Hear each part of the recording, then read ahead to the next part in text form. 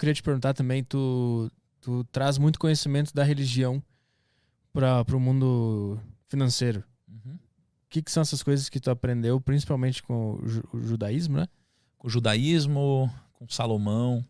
Assim, cara, eu não sou um cara religioso, eu sou um cara espiritualizado, né? Mas eu, antigamente, eu tive muito preconceito com Bíblia. Né? Bíblia. Todo mundo fala, lê Bíblia. Eu falo, pô, não, vou ler a Bíblia e tal. Eu não sei, talvez alguma coisa a ver com a minha infância, eu tive algum preconceito com isso. Até que um amigo meu, né, o Thiago Brunet, ele chegou para mim e falou, Thiago, você precisa ler a Bíblia. A gente tava num jantar em Portugal, assim, tomando um vinho e tal. Ele falou, você precisa ler a Bíblia. Eu falei, porra, Thiago, nada a ver. Pra quê, cara? Ele falou, não, Thiago, é que você não tá entendendo. A palavra mais citada na Bíblia é dinheiro. Eu falei, dinheiro, mano? A palavra mais citada na Bíblia? Ele falou, é dinheiro. E a segunda palavra é fé. Só que dinheiro é citada muito mais vezes do que fé. Eu falei, tá brincando? Ele falou, é. E lá, na Bíblia, ela é composta de 66 livros. Né? E você junta 66 livros, você tem a Bíblia.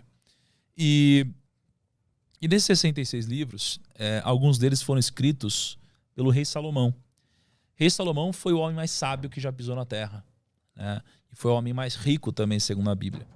E aí esse meu amigo Thiago falou o seguinte, falou, Thiago, você é um cara que viaja o mundo, entrevistando bilionário para aprender com todo mundo, falando com investidor, fazendo negócio com essa galera, mas você está deixando de ir na fonte. O Salomão já escreveu um livro inteiro sobre isso. Para de vacilar e vai ler o livro do cara. Né, que é o livro dos Provérbios. Eu falei, você tá brincando. E aí fui ler o livro dos Provérbios. Aí eu li o livro dos Provérbios, né? E aí eu fiz uma experiência muito interessante, porque o livro dos Provérbios tem 31 capítulos. Né? Então existe uma tradição, né, de você geralmente pegar um mês com 31 dias e você ler um capítulo por dia.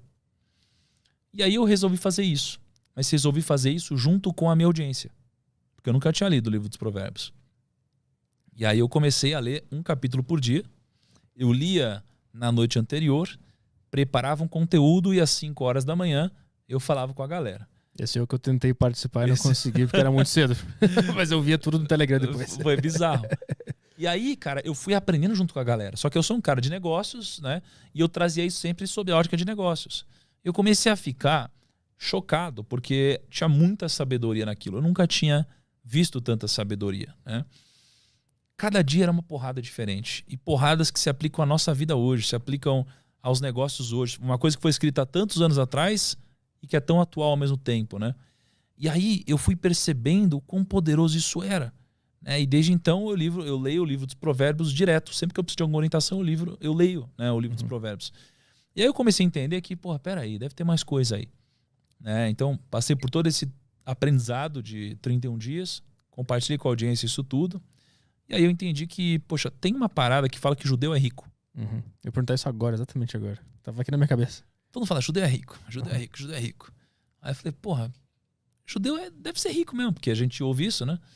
E aí eu comecei a estudar, eu fui puxar por religião, né? Aí você tem todas as religiões do mundo, e aí você tem, digamos, o quanto de patrimônio, né, cada religião tem por pessoa. E o judaísmo é a religião mais rica de todas. Você só tem 15 milhões de judeus no mundo. É muito pouco. 15 milhões de judeus no mundo, cara. É pouco pra caramba, né? E os caras, eu não vou lembrar agora quanto patrimônio eles têm, mas assim, proporcionalmente é mais que todas as religiões. Aí eu falei, quer saber? Deve ter alguma coisa aqui. Pô, deve ter uma coisa, porque os caras são em menor número, os caras eles sobreviveram a tudo que a gente pode imaginar, desde o Holocausto até... Sempre foram expulsos de todos os lugares. Expulsos de todos os lugares. Os caras sempre criaram treta com eles, sempre teve de tudo, assim, e eles continuaram aí, né? Por quê? Deve ter alguma coisa. Eu comecei a investigar. E aí, geralmente, o que eu faço? Lembra que eu falei que eu te agradeci no começo porque eu aprendo ensinando? É por causa desse tipo de coisa, porque eu vou atrás de aprender. Então, para ensinar, eu preciso aprender. Então, o que eu fiz? Eu tenho um relacionamento muito bom, isso me ajuda. Então eu fui atrás do Rabino Dudu, que é um rabino super influente. Aí o Thiago Brunet, que é teólogo, me ensinou pra caramba. O Zuckerman, que veio aqui, ele é judeu, ele também contou várias histórias. Eu fui conversando com essa galera e eles me ensinaram muito sobre Talmud, sobre a Torá, né, sobre uma série de livros muito especiais para eles, né, e tradições deles.